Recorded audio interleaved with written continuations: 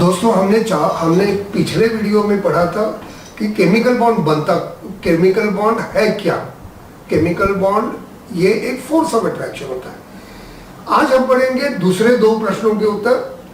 Chemical bond बनता कैसा है और केमिकल बॉन्ड बनता क्यों है, दोनों के रीजंस मिलने चाहिए। और मैंने शुरू में बताया था तुमको कि केमिकल बॉन्ड बनता कैसे है और बनता क्यों है, ये एक्सप्लेन करने के लिए काफी सारी थियरीज दी गई। सबसे इंपॉर्टेंट लॉजिकल जो बढ़िया थियरी है वो थियरी है ऑक्टेट रूल। और ये थियरी दी गई थी दो ग्रेट साइंटिस्ट ने 1916 में 1916 में ये थियरी दी गई थी। और ये थियरी दी गई है लुइस और कॉसेल ने। एक सेकेंड में मैं तुमको बताता हूं कि ये थियरी के आइडिया लुइस भाई को कैसे आई। ये थियरी के आइडिया आई 1902 में। एक रिचर्ड अल्बेक करके साइंटिस्ट था, उसने आयंस जो होते हैं, एटम्स जो होते हैं, उनके वैलेंसी के बारे में उसने कहा था कि कैटायन लेंगे पॉजिटिवली चार्ज और एनायन लेंगे नेगेटिवली, ये दोनों के वैलेंसी में डिफरेंस हमेशा 8 इलेक्ट्रॉन रहता है।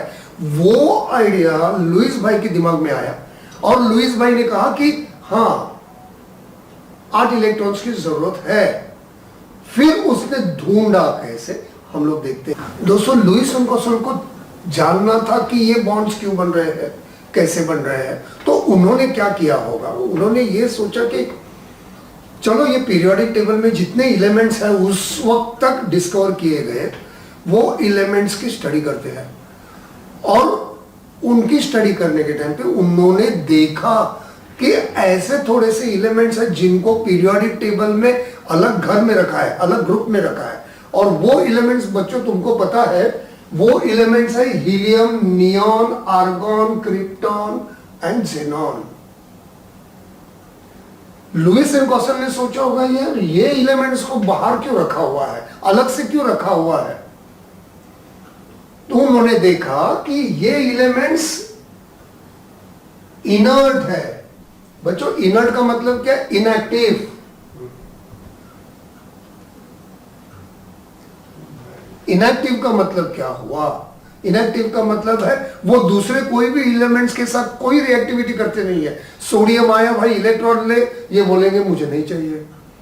क्लोरीन आया भाई इलेक्ट्रॉन दे, ये कहेंगे मुझे नहीं चाहिए। वो किसी के साथ रिएक्ट नहीं करते हैं, inert, inactive. Louis and Kossel ने सोचा भाई ये एलिमेंट्स इनर्ट क्यों है, इनएक्टिव क्यों है। तब उनको समझा कि ये एलिमेंट्स इनर्ट है या इनएक्टिव है क्योंकि वो स्टेबल है। अब ये एलिमेंट स्टेबल है, उनके मन में वापस प्रश्न आया बाबा ये स्टेबल क्यों है, उनको स्टेबल कौन बना रहा है, क्या कारण है। उन्होंने देखा कि ये एलिमेंट स्टेबल है तो हमको उनका इलेक्ट्रॉनिक कॉन्फ़िगरेशन देखना पड़ेगा।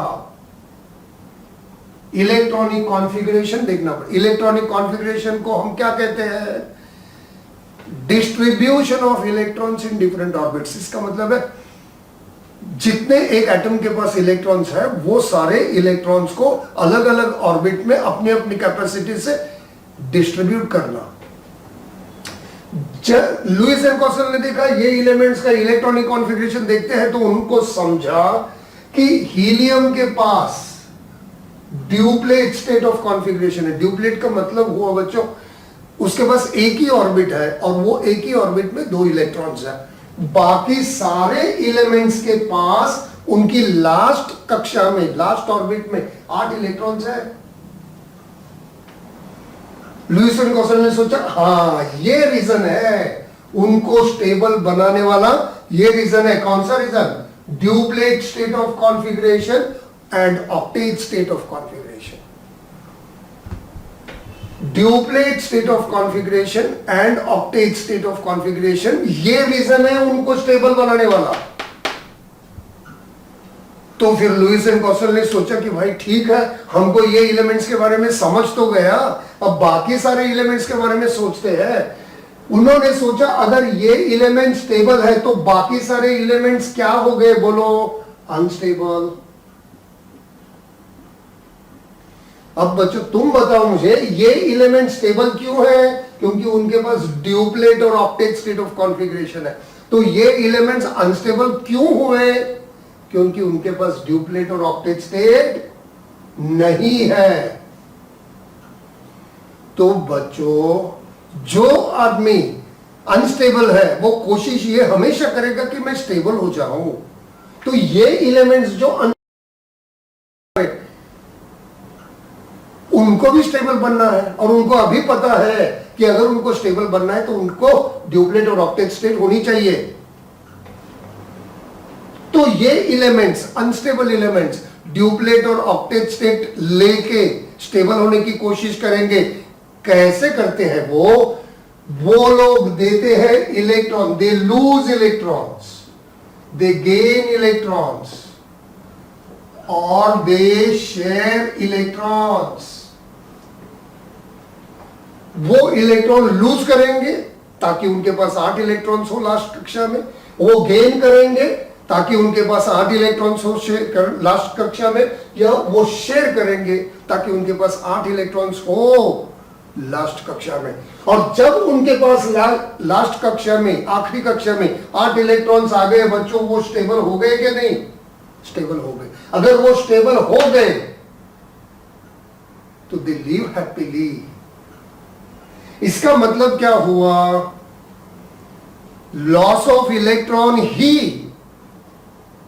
केमिकल बॉन्ड फॉर्मेशन है, गेन ऑफ इलेक्ट्रॉन ही केमिकल बॉन्ड फॉर्मेशन है, शेयर ऑफ इलेक्ट्रॉन ही केमिकल बॉन्ड फॉर्मेशन है। इसका मतलब तुमको नहीं लगता है, हमको समझा केमिकल बॉन्ड बनता कैसे है? बाय लूजिंग, गेनिंग और शेयरिंग ऑफ इलेक्ट्रॉन्स। और बनता क्यों है? क्योंकि सारे elements, most of the elements are unstable, और वो स्टेबल बनने के लिए लूज, गेन, शेयर करके केमिकल बॉन्ड फॉर्म करते हैं। बॉन्ड मतलब force of attraction. Chemical bond form करते हैं एंड दे लिव हैप्पीली। बच्चों, लुईस एंड कॉसल कहते हैं कि जब इलेक्ट्रॉन लूज होते हैं, गेन होते हैं या शेयर होते हैं, तो 3 टाइप के बॉन्ड्स बनते हैं। पहला बॉन्ड है आयनिक बॉन्ड, जिसको इलेक्ट्रोवैलेंट बॉन्ड भी कहते हैं। दूसरा बॉन्ड है कोवैलेंट बॉन्ड, और तीसरा बॉन्ड है कोऑर्डिनेट बॉन्ड, जिसको डेटिव बॉन्ड भी कहते हैं। और ये 3 बॉन्ड्स के बारे में, ये 3 फोर्सेस ऑफ अट्रैक्शन के बारे में हम लोग अगले वीडियो में पढ़ेंगे।